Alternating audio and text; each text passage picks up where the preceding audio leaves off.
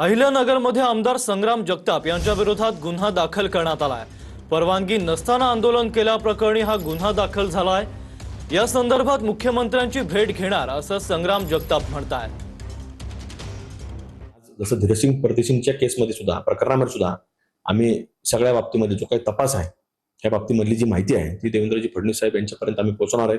त्या बाबतीमधली वस्तुस्थिती आम्ही त्यांना सांगणार की काय घडते, कशा पद्धतीने पोलीस ह्या केसेस दाखल करते, खोट्या केसेस दाखल करते, की हे काम थांबलं पाहिजे। पण यापूर्वी देखील तुम्ही पोलिसांवर आरोप केला होता, हे जाणून बुजून केलं जाते की म्हणजे काय? एकीकडे तुम्ही हिंदुत्ववादी सरकार आहे। नाही, हे पोलीस प्रशासन यांना वाटतं की आमच्या विरोधामध्ये कुणी बोललं नाही पाहिजे महाराष्ट्रामध्ये, देशामध्ये। शिवसेना पक्ष आणि चिन्हासोबतच अपात्रता प्रकरणावर आजही युक्तिवाद होणार आहे। ठाकरेंचे वकील कपिल सिब्बल आणि देवदत्त कामत आजही युक्तिवाद करणार आहेत। काल सिब्बल यांचा कोर्टात तासाभरापेक्षा अधिक वेळ युक्तिवाद चाललाय। आज ठाकरेंच्या बाजूचा युक्तिवाद पूर्ण होण्याची शक्यता आहे। आज दुपारी 2 वाजता सुनावणीला सुरुवात होईल।